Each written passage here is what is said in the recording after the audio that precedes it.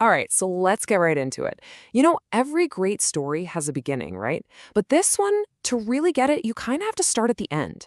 And man, what a story. It kicks off with a mystery, a bunch of whispers, and this one house on the street that absolutely everyone is terrified of.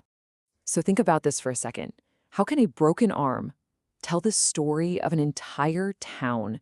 I mean, all its secrets, its history, this one summer that just changed everything. Sounds crazy, right? Well, that's exactly what we're going to unpack here. See, our narrator, this little girl named Scout, she kicks things off by telling us that when her big brother Jem was almost 13, he messed up his arm pretty bad. And for years after, they'd argue about what really started it all. Jem was convinced it all kicked off the summer they met this kid named Dill. But Scout, nah. She was like, you've got to go way, way further back than that. And if we're going to go back, we need to land in a very specific place. So let's go there. Welcome to Maycomb, Alabama, a place that just feels, well, it feels like a town that's always tired. And Scout, our narrator, she just nails the description. We're talking about the Great Depression here, and she says Maycomb was a tired old town where folks just moved slow. Get this, she says there was nothing to buy and no money to buy it with. Wow. I mean, you can just picture it, can't you? It's one of those places where time doesn't really move forward, it just kind of drifts. And smack dab in the middle of the sleepy town, you've got the Finches. That's Scout and Jem's family, and they go way, way back. We're talking about an ancestor named Simon Finch who set up a whole plantation called Finch's Landing. So you've got to understand, in a tiny town like Maycomb, everybody knows everybody, and the Finches, they're related to pretty much half the town. It's that kind of super close-knit, everybody in your business kind of community. So into this super sleepy, slow-moving world, a little spark shows up. A new kid. And he's the one who's going to light the fuse on all the curiosity and all the trouble of this one absolutely unforgettable summer. All right, let's meet the crew. First up, you've got 6-year-old Scout. She's our narrator, and she is sharp as a tack, doesn't miss a thing. Then there's her brother, Jem. He's 10, and he's got that classic protective older brother vibe. And then there's Dill. His real name is Charles Baker Harris, but everyone calls him Dill. He's almost 7, and he just appears one day right in the neighbor's collard patch. And let me tell you, this kid's imagination is just, wow. It's completely off the charts. And at first, their world is pretty simple. The three of them spend their summer just hanging out in a treehouse, acting out plays based on their favorite books. It's this perfect, simple childhood, right? But that routine, well, it's about to get real old, real fast for one of them. Because as the summer drags on into August, Dill's crazy imagination starts to wander.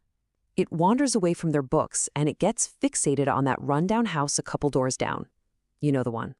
The house that supposedly has a phantom living inside? Ah, the Radley place. Come on, every neighborhood's got one, right? That one creepy house that gives you the chills. Well, this is it. It's low to the ground, all run down, and the family that lives there, they keep to themselves. And in a town like Maycomb, that is like the #1 sin. You just don't do that. So, of course, the kids are convinced that inside that house lives a monster. So listen to how this legend gets built up. It all starts when a teenager, Arthur Radley, Boo Radley, gets into a bit of trouble with some other guys. But his dad, instead of sending him to a school or something, he just locks him in the house. And he stays locked in there for years. Then the town gossip mill, run by this one lady, Miss Stephanie Crawford, starts spreading the story that he stabbed his own father with a pair of scissors. I mean, can you even imagine? It's insane. And then when the dad finally dies, Boo's older brother, Nathan, comes home and just keeps him locked up. The whole thing is this terrifying local legend, just built on rumor and whispers. And you can bet the kids' imaginations just go into overdrive with this stuff. Jem, trying to sound tough for Dill, paints this picture of Boo. He says he's this giant, scarred man with yellow teeth who goes around eating raw squirrels and cats. I mean, seriously? It's classic kid stuff, right? They've built this boogeyman, this monster, all out of their fear of what they just don't know. So you hear a description like that, and what do? Well, if you're Dill, you don't just want to hear about the monster anymore. Nope. You want to lure him out.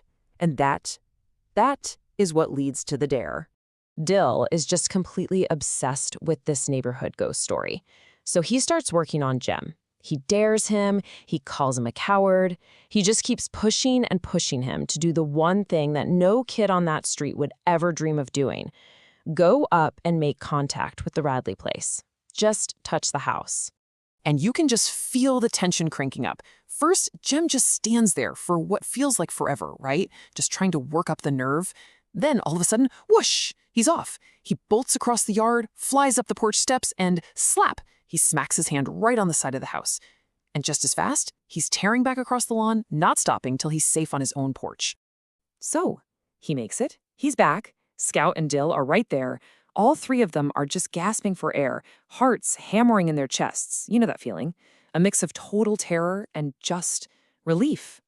They're looking back at the house, and that's when they see it. From inside the Radley house, a shutter moves. It was just a tiny flicker, almost nothing, but it was enough. Someone or something had been watching them the whole time. And right there, that's where the real story kicks off. The dare might be over, but the mystery, oh, it has just been blown wide open.